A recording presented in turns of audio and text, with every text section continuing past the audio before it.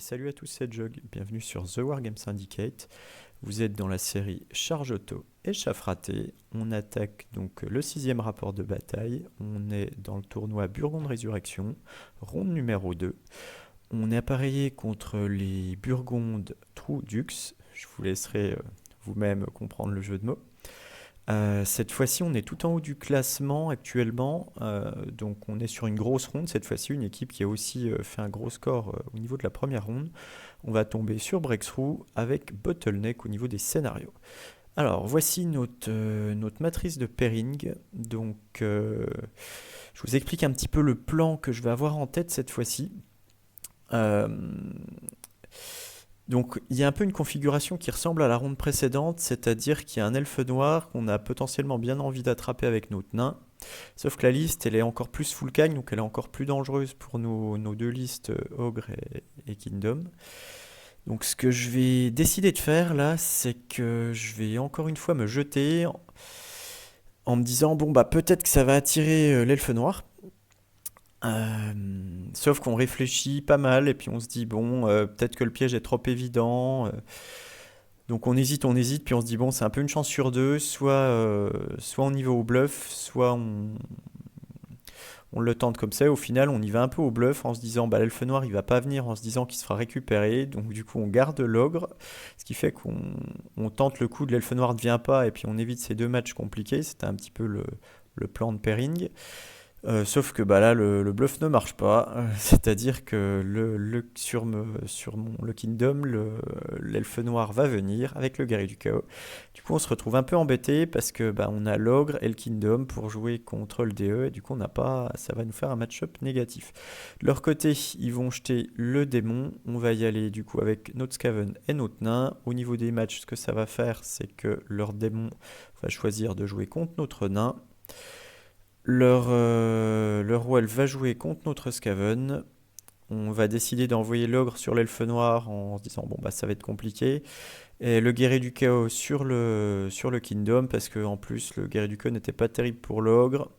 Donc on arrive sur Sparing qui est moyen, on va dire, qui est quand même. On aurait pu espérer mieux. On a un peu raté le coup de bluff. Tant pis, il va falloir s'exprimer à la table. Alors, au niveau de ma partie, donc, au niveau du secondaire, déjà, je vais... en fait, il va y avoir au centre de la table une petite grenouille qui va se déplacer d'un des six pas au début de chaque tour de joueur. C'est-à-dire quand je vais commencer, si par exemple je commence, l'adversaire va lancer un des 6 et va déplacer la grenouille dans la direction qu'il souhaite. Et ça s'inverse au tour d'après, ce qui fait qu'en gros, bah, chacun essaie de rapprocher en général la grenouille de son armée. Alors, bon, bah, au niveau de ma liste, c'est toujours la même. Donc, je tombe contre Guybrush, leur joueur guerrier du chaos. Donc, en fait, cette liste-là, pour ceux qui ont un peu suivi le TC, c'est la liste de l'Allemagne à l'ETC. Je ne sais pas s'il y a quelques petites modifs ou pas, mais en gros, c'est le full char de Lust avec tout qui peut fuir, 2 Battle Shrine en magie. Donc, on a un nombre d'unités gigantesque avec tout qui est guide quasiment et qui est fuite feinte. Donc, avec pas mal de tricks intéressants. Personnellement, j'ai jamais joué contre cette liste-là, donc j'avais mis égal en sachant pas trop où j'allais, en me disant que j'avais des choses à faire, mais sans avoir vraiment d'expérience dessus. Alors, déjà, ce qu'on peut remarquer au niveau de l'analyse des listes, c'est qu'on joue Breakthrough et que j'ai 5 scoring et lui en a 6. Donc si on passe chacun de notre côté, eh ben, c'est lui qui va gagner le scénario. Donc déjà c'est une configuration dans laquelle je veux pas qu'on tombe. Alors on y va pour la partie. Alors ce qui va se passer, c'est que mon adversaire va gagner le jet de l'attaque défense, je crois. Là, j'ai quand même un petit doute, mais il me semble que c'est lui. Alors, toujours est-il que ce qui va se passer, c'est que lui va être défenseur et je vais être attaquant, ça c'est sûr. Mais j'ai quand même un doute sur qui a gagné ce choix-là. J'avoue que je ne sais plus très bien. Donc, lui, il va choisir d'avoir le gros centre et moi, je vais partir de plus loin, mais je vais avoir toute la largeur. Et il me met une maison au milieu pour un petit peu me gêner. Alors, au niveau de sa magie, il va faire quelque chose de très simple. Sur ses shrines, il va prendre -1 d'endurance sur les deux, donc il va très bien comboter avec toutes ses touches d'impact, et Molten Copper sur les deux, ce qui va me gratter un petit peu à distance. Donc il aura des choses à faire à tous les moments de la partie.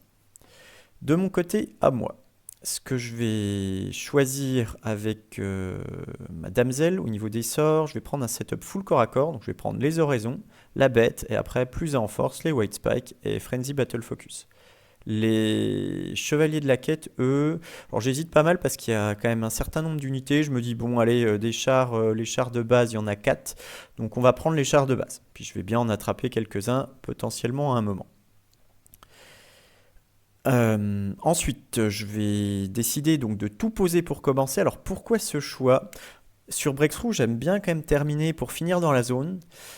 Là, j'ai l'impression que quand même, celui qui va prendre la table va avoir quand même un avantage. Et moi, j'ai quand même des choses à faire très intéressantes au T1 avec mes avant-gardes. Donc j'ai un petit plan en tête que je vais vous expliquer après durant mon T1. Mais du coup, j'ai un plan d'agression dès le T1 qui me paraît assez sympathique. Donc, je vous explique mon déploiement. Alors, je vais être donc en flanc. Je vais déployer en flanc fort avec quelques unités sur le flanc faible. Les courtes vont partir de ce côté-là, toujours pour avoir en fait relativement peu d'unités en face et jamais être trop en difficulté et trop se faire charger et toujours pouvoir délivrer leurs bonnes attaques en charge. Une autre unité pour traverser. Les quêteux qui sont aussi relativement face à peu de choses en face. Le chaff prêt à activer. Une unité un petit peu qui va être là un petit peu plus en déchaff, qui va être un peu plus exposé, le Green Knight qui va avoir un rôle d'ouverture de partie, le pack de 9 royaumes qui est là globalement pour zoner. J'ai pas prévu d'avancer trop vite avec ça, mais je me dis que ça peut faire quand même un zoning pas trop mal. Le Folk Hero sur Petit Pégase, je le mets au centre en fait pour avoir des zones pour faire mon 32 pas vraiment à plein d'endroits sur la table. Et je vais décider de mettre mon hippogriffe tout seul là-bas. Alors, en fait, pourquoi ce choix? Parce que je me dis, bah, vu le déploiement que je suis en train de faire, au max, si tout dans un monde parfait, je passe 5 scoring, et lui en passe 6 gratuitement. Donc en fait, l'idée de l'hippogriffe ici, ça va être en fait d'empêcher ces scorings de passer. Empêcher ou de ralentir, peut-être que les chevaliers du royaume ici pourront un peu l'empêcher de passer. Même s'il part à 15 pas, bah, il doit quand même finir dans mes 9 pas, donc c'est pas si facile. J'ai quand même en tête d'agresser très très vite de ce côté-là. Pourquoi? Parce que à distance, en fait, il met des Molten Copper à chaque tour. Donc il va me tomber, si je fais rien ici, il va me tomber l'hippogriffe assez rapidement. Donc on veut agresser. Alors lui, comment est-ce qu'il va se contre-déployer? Il va faire un petit peu ce que j'ai en tête, c'est-à-dire qu'il va mettre toutes ses scorings plus ou moins là-bas. Donc les guerriers, 3 Chosen, les 2x5 cavaliers, encore des Chosen Knight. Les 2 altars, et là il va me mettre les 4 chars de Lust, donc les Warrior Chariot, et ici 2 Chosen Chariot, et le barbare sur char, qui va fermer le dispositif. Donc au niveau des avant-gardes, lui il va faire son avant-garde de défenseur là-bas pour un petit peu avancer sa scoring. Et moi je vais partir, donc je vais revenir vers la droite. Alors je regardais, j'avais pas de setup super intéressant pour sortir derrière, je pouvais pas aller là. Je pouvais à la rigueur aller derrière les altars, mais ça m'intéressait pas trop parce que j'allais me retrouver un petit peu tout seul. Donc pas terrible. Le chaff s'apprête à aller chaffer donc par ici. Moi je veux mettre de la pression sur cette zone du champ de bataille où j'ai plus d'unités que lui. Allons-y pour le T1. Donc déjà il va bouger la petite grenouille, donc il va essayer de ramener vers lui de 3-4 pages, je sais plus très bien qu'est-ce qu'il a fait exactement. Alors, je veux en fait lui proposer un espèce de d'étau. Mon hippogriffe va partir tout là-bas, de manière à... Évidemment, il n'y a rien qui peut sortir de l'arc de vue. Je veux pas en fait qu'il puisse me repousser facilement par là. Donc l'hippogriffe sert à bloquer ça, ou alors il va devoir un petit peu s'exposer, peut-être qu'il va devoir me donner des unités. Mais vu que c'est Breakthrough, il n'a pas envie de perdre ses scorings au corps à corps, sinon ça me fait des points de primaire. Donc ça va un petit peu le questionner. Là on avance pour zoner, on se met hors de portée de tout. Là la même chose, on se prépare à contrecharger par ici. Le Green Knight va avancer de manière à pouvoir se faire charger uniquement par 2 chars. Celui-là ne doit pas être à portée, je crois. Ou peut-être que c'est un 6, c'est quelque chose de très loin. Et je me mets en position pour ramasser derrière, même si jamais ici il fait désirer. Là j'ai regardé pour pouvoir charger. Les chevaliers de la quête vont avancer jusqu'ici de manière à ce qu'il y ait uniquement 2 chars qui puissent charger. En plus ce sont 2 chars qui sont des Warrior Chariot, donc je vais relancer blessé contre, donc c'est pas trop mal. Je vais chaffer les deux chars à l'extrémité avec mon chaf et je vais en fait empêcher ce char-là de charger avec mon Folkiro. Le Folkiro ne peut faire charger que par celui-là. C'est quand même un Chosen Chariot, donc c'est une ouverture voilà, qui peut être potentiellement risquée parce que le Folkiro peut tomber, mais je suis quand même en portée de GB, j'ai une 1+ d'armure, donc lui il a que de la P2, donc je me dis de toute façon il faut bien tenter quelque chose, on va pas se laisser blaster pendant 6 tours. Donc voilà l'option que je choisis. Derrière les quêteux se préparent à ramasser, les courtes aussi se préparent à contrecharger s'il y a besoin, si jamais il y a désiré je peux contrecharger. En magie, en fait, l'idée que j'ai derrière ce positionnement-là, en fait, c'est de lui proposer un choix un petit peu délicat, c'est-à-dire lui mettre une bête derrière. La bête derrière, c'est super fort. Pourquoi? Parce que sa liste avec tous ses lusts, l'idée c'est qu'il va vouloir fuir des charges. Une bête qui va être derrière, elle va être très très pénible pour lui. Sa magie la gère pas du tout parce que les Molten Copper dedans, c'est un peu nul. Et quand il va commencer à fuir des charges, ben derrière, je vais pouvoir le ramasser avec ma bête avec des mouvements à 360. Donc ça, c'est le premier sort que j'ai envie de lancer quand je me place ici. Et le second que j'ai envie de lancer, bah, c'est White Spike ici pour faire que son Chosen Chariot, il a un combat beaucoup plus compliqué contre mon Folkiro. En magie, ça va être une grosse phase. Et ce qui va se passer, c'est que, alors si je dis pas de bêtises, ça doit être un 10 à 6. Je vais prendre 4 dés, bêtes, que je vais vouloir mettre juste derrière. Il va prendre 6 dés, il va rater la dissipe. Donc là, je passe une bête directe. Je crois qu'il récupère quelques dés. Et après, je me dis, bon, qu'est-ce qu'on fait? On a passé la bête. Je me dis que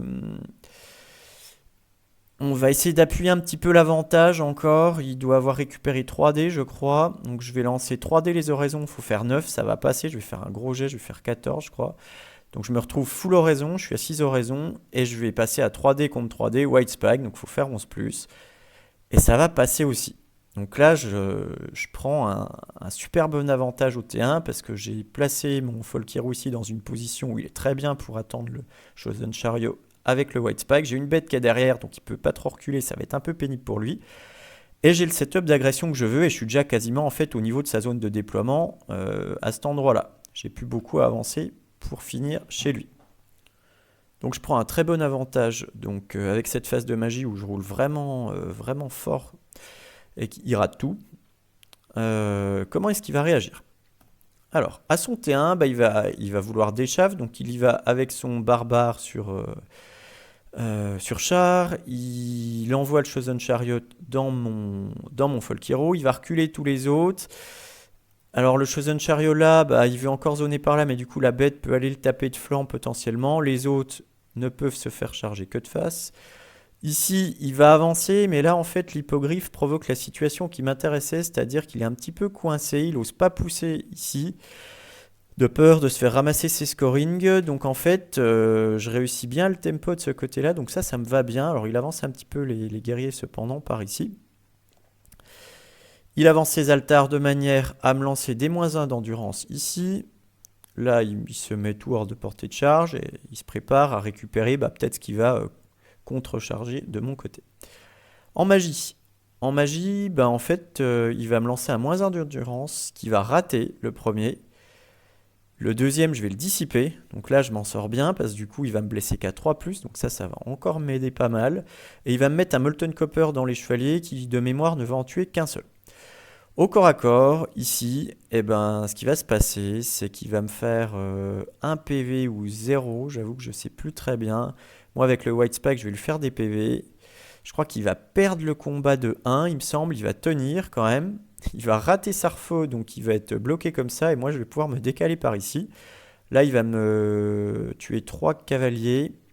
Il va m'en rester que 2, donc il roule pas terrible. Je fuis. Je fais 2. Donc je vais pouvoir le rembêter si jamais il me poursuit pas. Donc il décide quand même de me poursuivre. Donc il va se retrouver par ici. Alors qu'est-ce que je vais faire? Moi je vais ramasser donc le barbare sur char qui se trouve ici. J'envoie le Green Knight en contre-char sur le Chosen Chariot. Là il est un peu décalé parce que je voulais checker quelque chose. C'était après la refo, mais évidemment je suis encore au contact. La bête va aller dans le flanc du Chosen Chariot parce que je me dis il aura 4 attaques, j'ai 4 PV, je vais mettre une oraison invue à 5. S'il me fait que 3 PV, j'arrive avec charge flanc. Déjà, c'est impossible en fait que sauf s'il me fait un perfect, c'est impossible que je dépop. Et puis avec un peu de chance, peut-être qu'on peut le faire fuir. Donc ça, j'aime bien le fait de le sticker. Je le stick de manière à ce qu'ici, les autres chars, en fait, ne puissent pas contrecharger. Le reste va avancer, donc ici j'avance un petit peu tout seul, je ramène la grenouille vers moi, je crois que je fais un gros jet, je fais 6 à mon tour, et lui à son tour il va faire que 1, donc là elle est seulement ici, donc elle est quand même maintenant beaucoup plus proche de moi. L'hippogriffe va continuer son zoning par là en se replaçant, là je veux pas que ces guerriers puissent passer ici, donc là je jaune avec ces 2 unités, là ça ne peut pas passer là-bas, je continue mon travail de zoning juste ici. On a commencé à engager des corps à corps, donc il a plus trop le temps de lancer de l'alchimie là-dedans, donc ça me va bien. Je me dis que je vais pouvoir encore le tenir un petit peu par ici. Est-ce qu'il y a d'autres choses notables? Je crois que c'est tout là. Pourquoi je les ai mis là? Parce qu'en fait, je me suis dit, si jamais je le lave pas, qu'il arrive ici, qu'il se retrouve à un PV, qu'il sera libre, en fait, il va m'embêter. Donc je place mes cavaliers de manière à ce que je puisse le récupérer si jamais, parce que moi j'ai surtout pas envie de poursuivre, évidemment, je vais me refaux. Si jamais je réussis pas à le détruire, bah, je vais pouvoir le récupérer avec autre chose derrière. Si jamais, bon, je le tue pas, il fuit sans être décimé, et puis qu'il prend pas suffisamment de PV en traversant mon unité. Mais bon, ça peut arriver, je préfère m'éviter cette peine. C'est pour ça que je place ces cavaliers ici. Alors, en magie, je vais mettre oraison 1 vue à 5. Là, je vais mettre, je crois, plus de off casse la parade sur mon Green Knight. Je vais passer une oraison aussi ici, plus de off pour le toucher à 3+, parce que j'ai vraiment envie d'assurer de le détruire. Je veux pas qu'il se retrouve derrière là. Enfin, je veux vraiment le tuer, en fait. Je veux me débarrasser des unités. Donc en magie, je vais lancer. Je crois que là, je vais juste essayer de booster ce corps à corps là, je pense. Là, j'ai un peu un doute. Je crois que je finis avec un White Spike là-dessus. Et que j'essaye peut-être de repasser une bête qui va dissiper cette fois-ci. De mémoire, c'est ça. Sans certitude complète.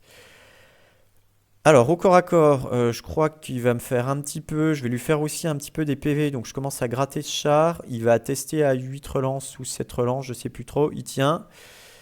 Il se retourne. Et ici, je vais complètement vaporiser les 3 PV qui restent de Chosen Chariot. Donc là, c'est pas mal. Les 2 Chosen Chariot vont être plus ou moins gérés. J'ai les quêteux qui se retrouvent en face, bah, juste des chariots de base contre lesquels ils relancent blessés. Donc ça devrait être plutôt bien. Là, je réfléchis un petit peu et je me dis, bon, il est sous White Spike, lui. Qu'est-ce que je fais? Est-ce que je l'envoie tout droit devant? Sur un 10, je touche ce char. Donc c'est quand même pas mal parce que bon, même s'il me charge de flanc derrière, bah, je continue de l'embêter, d'échanger des ressources. Et il n'est pas sûr du tout de me tuer mon Green Knight, qui sera toujours en bulle de tout ce qu'il faut. Donc je vais prendre cette tirée qui va rater. Lui, il va se reformer pour regarder un petit peu par ici. Et le positionnement, je crois que je regarde par là. Le positionnement, là, je fais attention parce que les chars qui sont là, en fait, vont pouvoir venir. Donc je fais attention qu'il n'y ait pas de méga combo charge avec des irés qui finissent là-dedans. Donc j'essaye de bien tout couvrir ici. Il faut faire bien attention parce qu'on n'a surtout pas envie que les courtes se fassent charger. Donc le Green Knight finit par ici. À son tour, comment est-ce qu'il réagit?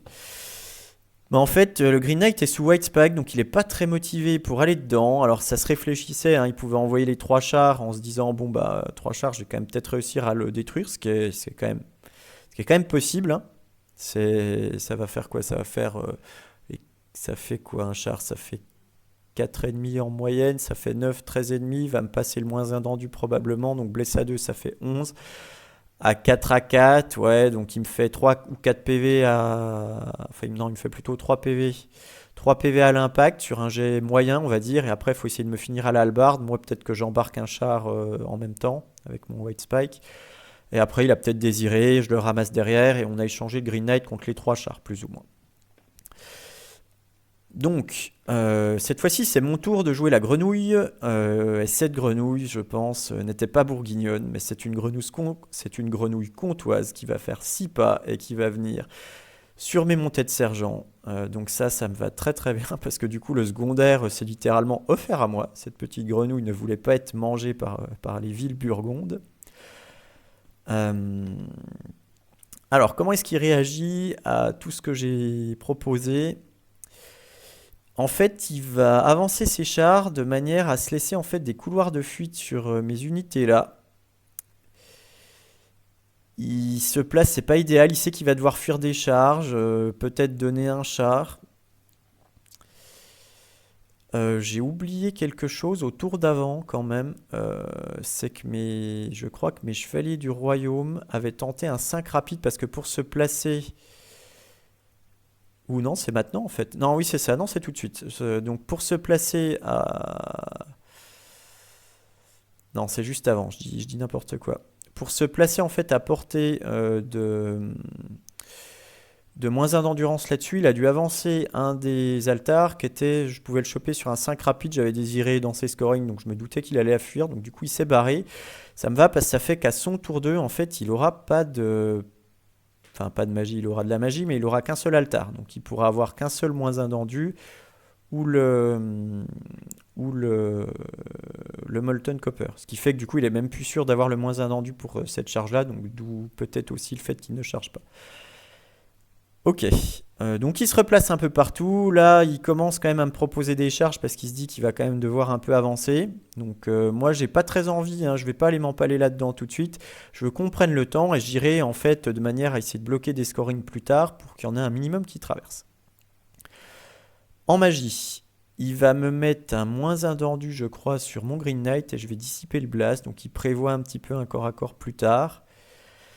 La bête ici, on va globalement se tenir. Je sais plus trop combien de PV on se fait. Il va le retourner. À mon tour à moi, ce que je vais faire, c'est que je vais prendre des charges un petit peu de partout. Donc déjà, je vais aller récupérer ce char-là. Je vais commencer par mon Folkiro. Donc je vous remonte la diapo d'avant qui va charger le char ici, c'est de flanc. Il va fuir. Je redirige, je réussis ma direction à 9. J'oublie une chose aussi, enfin je finis sur cet aspect-là. Je réussis ma redirection à 9 et je fais fuir celui-ci. Pareil, il était de flanc, donc il voulait pas se faire choper. C'est que j'avais décidé de mettre une oraison commandement 9 ici, dans le cas où j'ai besoin de rediriger une charge, parce que je voulais absolument pas rater ce test de redirection, donc je me suis dit, mieux vaut tester à 9 qu'à 8. Donc je claque une oraison pour ça.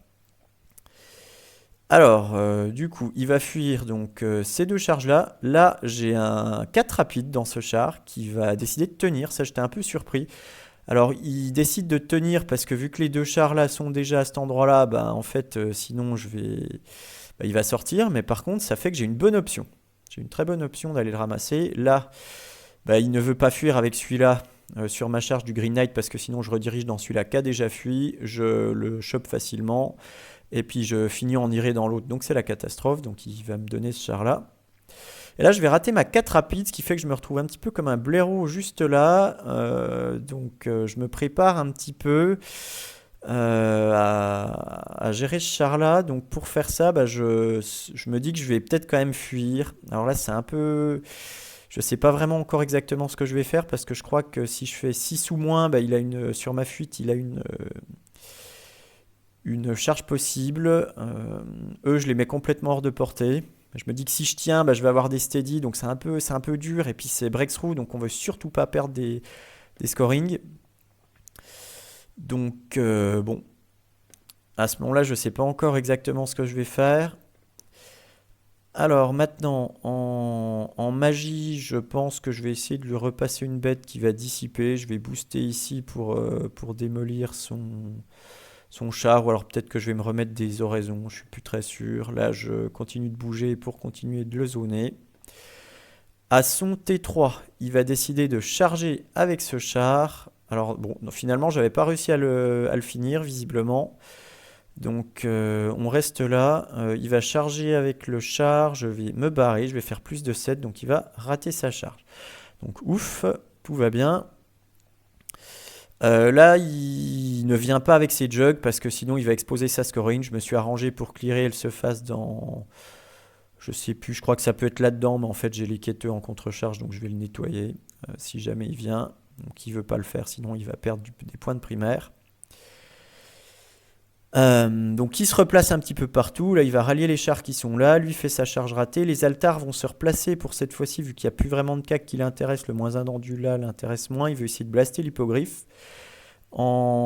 Et parce qu'il commence à proposer une agression. Oui, mais c'est guerrier comme ceci, ça c'est beaucoup trop loin, je peux aller là-dedans si j'ai envie. Il va me faire 2 PV au Molten Copper. Là, je vais finir par tuer le char, ou même pas sûr, je crois que j'ai encore besoin d'envoyer la bête pour le finir. Ouais, je ne vais pas encore le tuer. J'ai dû me remettre des oraisons et pas me booster à mon avis, parce que sinon je pense que je l'aurais tué plus vite. Bon, l'unité là continue de suivre, mais ça c'est bon. Allez, ok. Donc maintenant montée 4. Alors à montée 4, la bête va venir là. Je vais décider d'aller ici, parce que j'ai envie de pousser le char. Et il la fuit pas.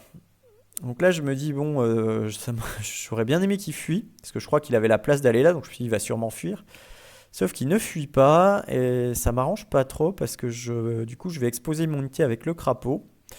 Donc je décide d'y aller avec ça aussi pour vraiment commencer à le forcer à fuir parce que là il va y avoir des irrés catastrophiques sinon. Donc là celui-là il va le fuir, le char va se retrouver là-bas, mes 2 unités vont faire une charge ratée. Ici je vais charger l'unité qui est là. Alors pourquoi cette unité là? Parce qu'en fait je regarde si jamais je le tiens un tour. Et qu'après, alors sauf s'il me met en fuite et qu'il gagne des pouces grâce à la poursuite, en fait il va lui rester que 2 tours de mouvement. T5, T6, et en fait, il ne va pas pouvoir rentrer dans ma zone, ce qui fait que je bloque cette scoring. Il n'y a pas de contre-charge de jug, là, il n'a pas laissé l'espace, ça c'est sûrement un peu dommage de ne pas avoir laissé la place pour que les jugs viennent de flanc. Il y a lui qui peut venir. Donc là, j'y vais, il tient la charge, on va se retrouver là. Je bois ma potion, donc je me retrouve à 4 PV. Je regagne un PV. Donc là, j'ai fait toutes mes charges ratées, comme j'ai dit. Là, je reste loin si jamais il y a des charges désirées. Le Folkiro poursuit l'agression. Je crois que j'avais même pas encore pris de PF dessus. Je crois que c'était vraiment une blague. Il m'a rien fait avec son Chosen Chariot. Je vais me placer de sorte en fait à ce qu'il n'y ait qu'un seul char qui puisse venir. De manière à le forcer à faire quelque chose. Sinon, je vais commencer à charger. Quelque chose d'intéressant. En magie, je vais mettre Oraison Commandement 9 ici pour me rallier. Je vais essayer, je sais plus trop quoi, sûrement de booster lui. Je crois qu'il va dissiper et je vais peut-être essayer de passer une bête. Enfin, il se passe rien de fou. Peut-être que je remets des oraisons, je sais plus. Alors au corps à corps, je vais finir par éclater le char, mais il a le temps de finir ma bête. Une bête qu'il a bien embêté. Ici, il va me faire 0 PV, je vais lui faire 2-3 morts. Je crois qu'on fait une égalité de mémoire, je sais plus trop. Non, je crois que je lui fais qu'un mort, c'était ridicule. Je crois que je perds et que j'ai un test à 8. Il est quand même tenace l'hippogriffe. Alors je savais que c'était un peu casse-gueule de rentrer là-dedans, mais bon, disons que moi je perds pas du scénario si ce corps à corps se passe mal, alors que lui, bah, il y a quand même le scénar là-dessus, donc je me suis dit que c'était sûrement une open intéressante quand même. Donc il va venir en contre-charge avec son altar, il se replace avec tout le reste, il recule. Là, il charge pour essayer d'aller me gérer. En magie, il va me faire un -1 d'enduit ici que je vais laisser passer, un -1 d'enduit ici que je vais dissiper. Je crois qu'il me refait un Molten Copper quelque part, peut-être là. Oui, il me fait un PEV, je sais plus, je suis plus très sûr. Au corps à corps, en fait, ce qui va se passer là, c'est qu'il va complètement me rater. Moi, je vais bien le laver et je crois que j'ai un test à 7 ou 8. Alors, il a beaucoup de statique là, avec la charge de flanc, c'est un peu dur, mais 7 ou 8, je tiens. Donc, l'hippogriffe héroïque. Ici, le Folkiro, je vais perdre le combat, je vais fuir. Il va tenter de me rattraper, mais il va pas y arriver. Il va se retrouver par ici. Donc là, je me dis, bon, maintenant que l'hippogriffe a tenu, j'ai vraiment l'option en fait d'aller taper cette scoring. Parce qu'à noter que si jamais il me faisait fuir au tour d'avant, il allait me faire fuir par là et du coup, son unité allait avancer et réussir à breaker. Donc là, vraiment quand même, encore c'est pas des choses improbables du tout que ça tienne, hein, mais un petit coup de chance qui tourne dans mon sens. Donc là, je me dis, bon, là, maintenant, je vais pouvoir apporter ma magie à portée pour que l'hippogriffe lave tout ce qui est autour. Donc, j'avance à fond avec les quêteux. Je chauffe les jugs avec le Green Knight. Le char ici ne peut même pas charger à cause des lignes de vue. Il n'y a que lui qui peut venir et l'altar. Donc, je me dis que c'est tranquille. Les resplendants vont éclater le char qui a poursuivi. Ici, ces unités qui sont là, alors eux c'était ralliés, vont courir là-bas pour aller mettre du breakthrough. Je me mets quand même en sorte de faire une contre-charge. Et je fais attention à une chose avec le push des quêteux là, qui reviennent par là. J'essaye de ne pas revenir trop vers le centre parce que je me dis s'il vient et que je me fais loquer, je veux quand même déjà être dans la zone de breakthrough. Donc là, je suis à la limite en fait des 15 pas de breakthrough.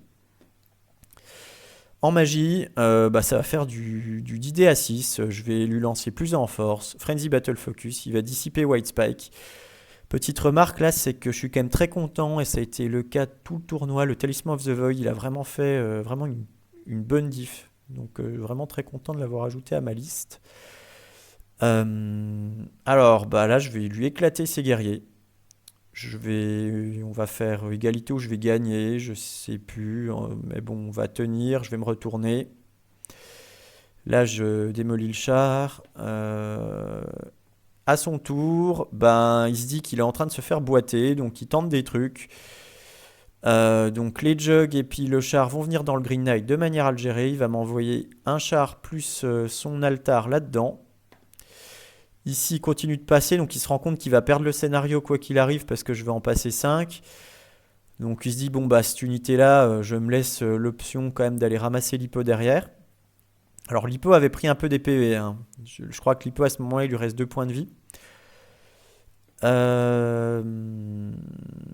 En magie, il va essayer de faire moins un endu sur l'hypo que je vais laisser passer cette fois-ci. Moins un endu ici que je vais dissiper. Je veux surtout pas qu'il y ait de drame à cet endroit-là. Je vais mettre une oraison 1 vue à 5. Le Green Knight, je le laisse un peu laisse un peu se débrouiller tout seul. Je pourrais charger derrière s'il y a besoin. Au CAC, ce qui va se passer, c'est que là, il va complètement rebondir. Je crois que le char ou l'altar, il y en a un des deux qui repart. Ouais, le char repart direct. Et l'altar tient. Il me fait quelques morts, mais quasiment rien. Et moi, j'ai plus de statique. Là, il va m'éclater. Et ici, le Battle Shrine, l'hypo était héroïque, mais il se retourne pour finalement se faire défoncer par le Shrine. Donc, il aura quand même fini par réussir à gérer mon hypo, mais bien plus tard que ce qu'il espérait. Le Shrine va donc se retourner. À mon tour, là je me dis que je suis en train de gagner vraiment lourd. Donc à mon T6, je vais juste charger là pour pousser ces unités ici. J'ai pas envie de rediriger là-dedans pour pas qu'il ait des charges au dernier tour avec ces jugs qui sont là. Et je me dis que je vais simplement essayer de finir ce char. Je passe tout le monde en breakthrough et il va plus rien se passer. Je dois me booster, mais c'est pas... Enfin voilà. Je vais finir ce char. Et à son T6, il a plus grand chose à faire. Il va rallier le char qui se trouve là et il va tenter un Molten Copper pour faire paniquer une des scoring. Mais ça va. Je crois que le sort va passer, mais il va pas réussir à me faire paniquer. Ouais, parce qu'il avait. Ouais, si ça doit être ça. Bon, il va rien se passer. Et donc on termine cette partie sur un 17-3. Donc je gagne la badge d'à peu près 1000 points, je gagne le primaire, je gagne le secondaire, donc ça fait vraiment un joli score. Analysons la partie. Je pense que c'est une partie... Alors j'ai ouvert la partie, mais j'ai quand même eu de la chance, c'est-à-dire que tous les trucs... déjà au T1, là ce qui s'est passé, je lui ai littéralement tout rentré. En fait, toute ma phase de magie pour que le setup soit parfait, donc on pouvait difficilement espérer mieux. Et après, il va en plus galérer à me faire des PV à plein de moments. Donc là-dessus, il va galérer. Sur l'hippogriffe plus tard, ici, il va galérer. Donc j'ai eu, je pense, quand même plus de réussite largement que mon adversaire. Donc ça m'a bien aidé à appuyer. Et de son côté, il s'est retrouvé un petit peu enfermé comme ça. Qu'est-ce que je voyais peut-être d'un petit peu différent pour lui? Je lui avais proposé après peut-être un char, en fait. Un Warrior Chariot, je sais pas, qui va écarter le jeu par là, en fait, de manière à rendre plus difficile, en fait, ce push T1 pour me poser plus de questions. Je pense que ça aurait pu être un peu mieux. Et puis après, il a globalement essayé de défendre un peu comme il pouvait. Alors peut-être que là, il fallait peut-être pas laisser le flanc, mais c'est compliqué parce que là, en fait, il commence à être en tension. Après, il est obligé de fuir des charges, donc il se retrouve dans une partie qui devient vraiment dure à jouer.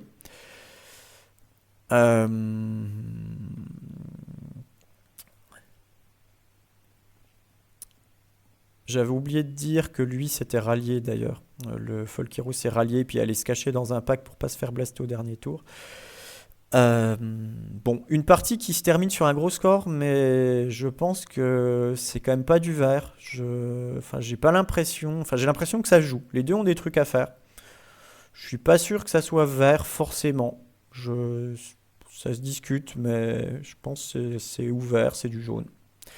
Alors, sur l'ensemble de la ronde, qu'est-ce que ça va donner? Eh ben, on va faire une jolie victoire 50-30 pour cette pseudo demi-finale, on va dire.